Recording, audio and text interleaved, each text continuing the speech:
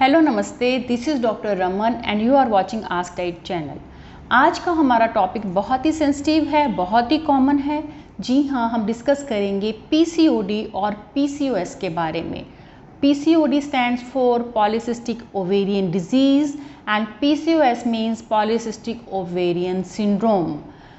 इस टॉपिक में हम जानेंगे कि कौन से ऐसे साइन एंड सिम्टम्स हैं जिससे पता चले कि पीसीओडी और पीसीओएस है, कारण क्यों ये इतना इंक्रीज़ हो रहा है कि 1 in 10 female suffer from this PCOD और पीसीओएस, कौन से टेस्ट करवाने चाहिए, लाइफस्टाइल मॉडिफिकेशंस क्या होनी चाहिए, मेडिकेशन कौन सी होनी चाहिए और हम अपनी डाइट में ऐसा क्या इंक्लूड करें या क्या एक्सक्लूड करें so that we can get over this problem easily.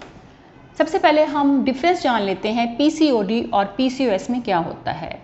PCOD ovaries से रिलेटेड डिजीज़ है और ओवरीज का काम क्या होता है, एग्स बनाना। जो ये एग है ये एक फ्लूइड फिल्ड सैक यानी कि पानी की थैली में होता है और एग जब मैच्योर हो जाता है तो ये जो सैक है ये रप्चर हो जाता है और एग जो है वो रिलीज़ होता है, ऐसा होता है। बट पीसीओडी के केस में क्या होता है, ये जो या तो एग मैच्योर नहीं होता या फिर रिलीज़ नहीं होता, यानी कि ओव्यूलेशन नहीं होती, ये जो पानी की थैली है ये रप्चर नहीं होती और उसकी एक गांठ सी बन जाती है। और इस तरह जब आपको पीरियड्स 1 महीना 2 महीना 4 महीना ऐसे नहीं आते तो छोटी छोटी गांठें बन जाती हैं और जब आप अल्ट्रासाउंड करवाते हो तो ओवरीज का साइज़ इंक्रीज मिलता है और वो नेकलेस के अपीयरेंस में जो है आपको छोटे छोटे सिस्ट नज़र आएंगे, इसलिए हम कहते हैं पॉलीसिस्टिक ओवेरियन डिजीज़।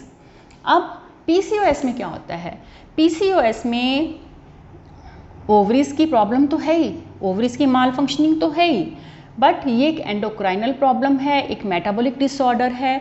इसमें ओवरीज के साथ साथ क्लस्टर्स ऑफ अदर सिम्टम्स भी नज़र आते हैं, क्लस्टर्स ऑफ अदर प्रॉब्लम भी शुरू हो जाती हैं।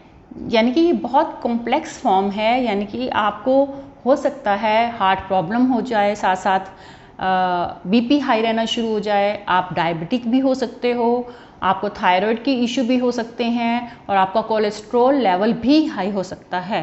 तो जब आपको पीसीओडी के साथ साथ इनमें से एक दो इशू हो जाएं भी, आप साइमल्टेनियसली आप डायबिटिक भी हो जाओ, आपका बीपी भी हाई रहना शुरू हो जाए, तो हम कहेंगे इसे पीसीओएस। ठीक है, अब हम जान लेते हैं कि क्या कारण।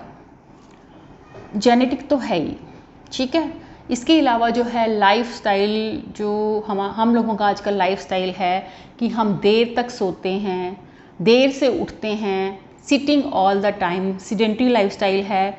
और इसके अलावा जो जंक फूड इंटेक बहुत ज़्यादा है, पैकेज फूड का इंटेक बहुत ज़्यादा है और इजी टू फूड जो है वो क्योंकि इजी है कुक करना और हमारा लाइफस्टाइल बहुत बिजी हो चुका है, तो इस वजह से जो है हम रेडी टू ईट फूड जो हैं वो कंज्यूम करते हैं। तो ये कुछ कारण हैं जिससे कि हमारे हार्मोन्स जो हैं वो डिस्टर्ब होते हैं।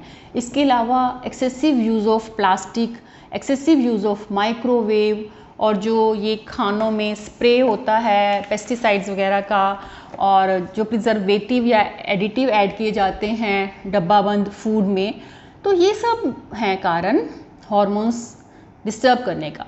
क्योंकि प्लास्टिक में या जो केमिकल्स हैं इनमें क्या होता है, हार्मोनल डिस्टर्प्टर्स होते हैं। ये क्या करते हैं, एक कंपाउंड प्रोड्यूस करते हैं जिन्हें हम कहते हैं जीनोएस्ट्रोजन। तो जीनोएस्ट्रोजन मिमिक करते हैं हमारे जो हमारी बॉडी एस्ट्रोजन बनाती है, एक हार्मोन है, उससे मिमिक करते हैं।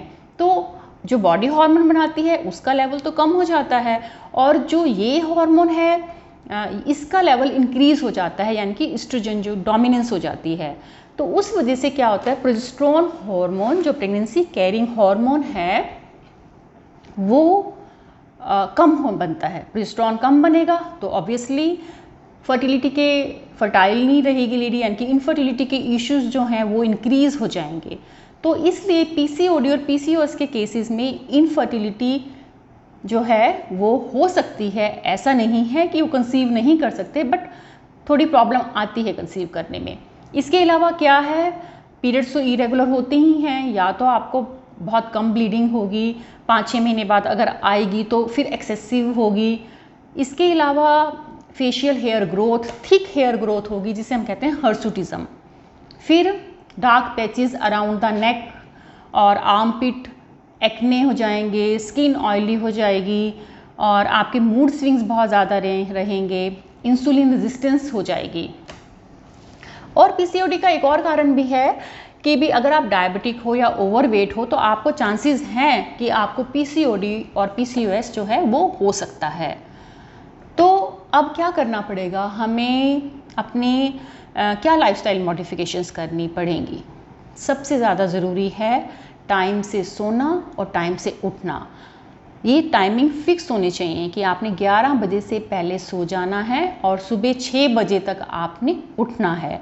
ये बहुत ज़रूरी है क्योंकि रातों को देर से जागने से सर्केडियन रिदम डिस्टर्ब हो जाता है, हमारे हार्मोन्स डिस्टर्ब होते हैं, तो इसलिए ये ज़रूरी है। तो इसलिए जब हम पीसीओडी और पीसीओएस का हमें जब डाउट होता है तो कुछ टेस्ट होते हैं, वो आप लोगों को भी करवाने चाहिए। अगर आपको लगता है कि इनमें से 1 या 2 साइन एंड सिम्टम्स आप में हैं कि आपको पीरियड्स कम आ रहे हैं या नहीं आ रहे हैं या वेट बढ़ रहा है, तो आपको भी कुछ हार्मोनल टेस्ट करवाने चाहिए, जिसमें फॉलिकुलर स्टिमुलेटिंग हार्मोन है, एलएच हार्मोन है, anti Mullerian hormone, prolactin, serum insulin, क्योंकि इंसुलिन रेजिस्टेंस हो जाती है।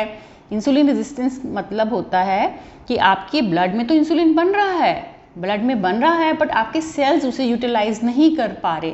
सेल्स यूटिलाइज नहीं करेंगे तो आपको फटीग रहेगा, आप में वो जो है एनर्जी लेवल जो है आपको लगेगा आपका ड्रेन आउट ही हो गया है, तो इस तरह से आपको फील होता है।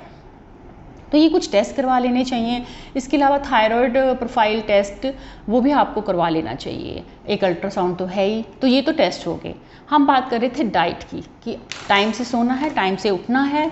इसके अलावा उठते ही जो है हमने मून चार्ज्ड वाटर लेना है। मून चार्ज्ड वाटर मतलब चंद्रमा की रोशनी में आपने कांच का एक जार रख देना है, उसके अंदर आप सिनेमन डाल सकते हो, क्योंकि पीसीओडी के केस में एंटी इन्फ्लामेटरी फूड जो है वो बहुत ज़रूरी है।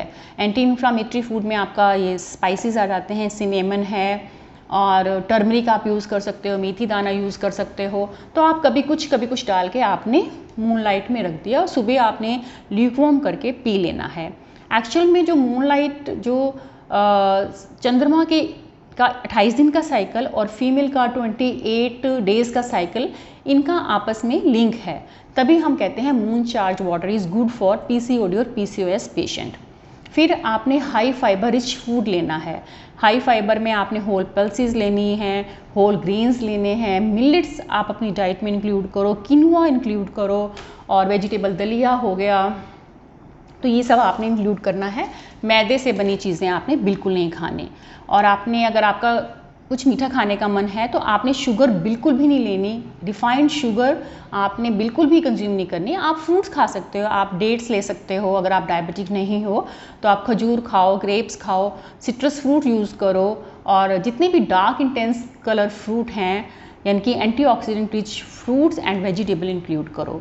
ग्रीन लीफी वेजिटेबल जो हैं वो आपके लिए एक मैजिक पिल का काम करती हैं, तो आपने जो है ग्रीन लीफी वेजिटेबल इंक्लूड करनी है। अगर वो अवेलेबल नहीं है तो आप कड़ी पत्ता की चटनी बना लें, आप वो कंज्यूम करें, it's also good for health.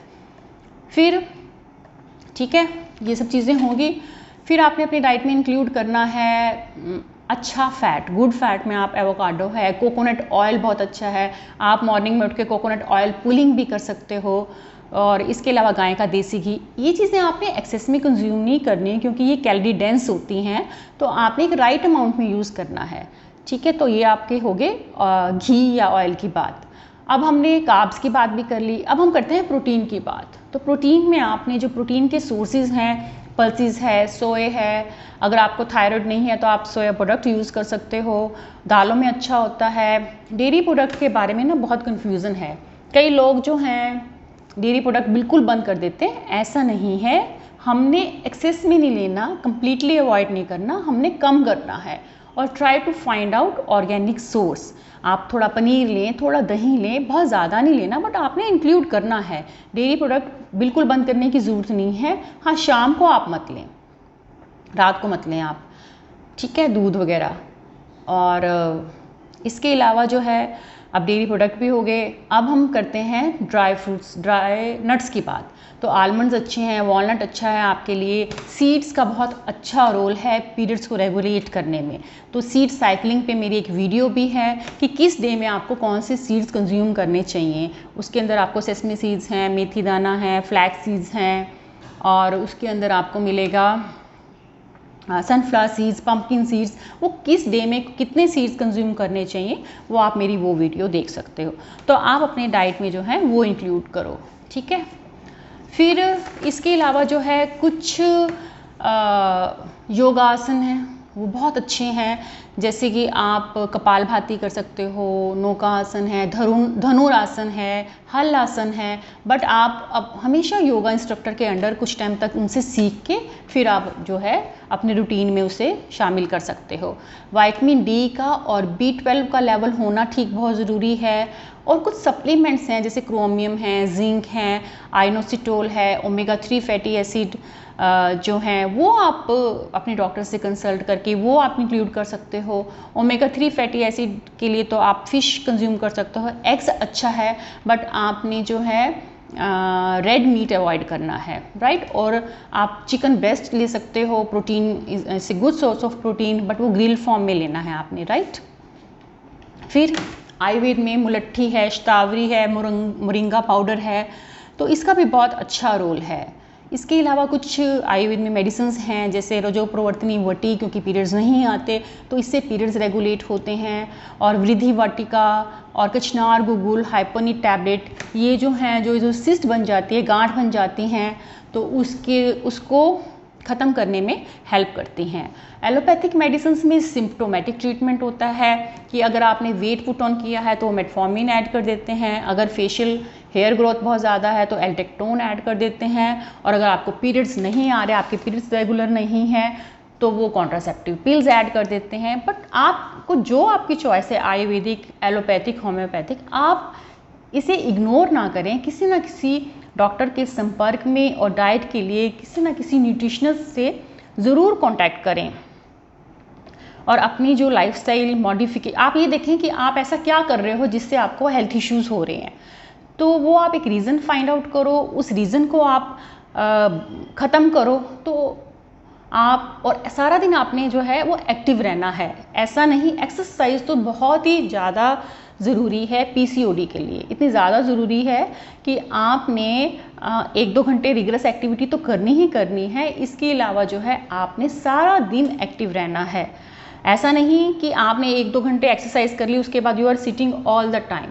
आपने हर घंटे के बाद उठना है, और उठ के आप चाहे 5-10 मिनट वॉक करो, घर का काम करो, ऑफिस में हो तो स्टेयर्स अप डाउन कर लो, एक राउंड लगाओ। हर घंटे के बाद मूवमेंट्स ज़रूरी हैं। और इसके अलावा जो है 1-2 घंटे की एक्टिविटी, रिगरस एक्टिविटी भी बहुत ज़रूरी है, योगा भी ज़रूरी है।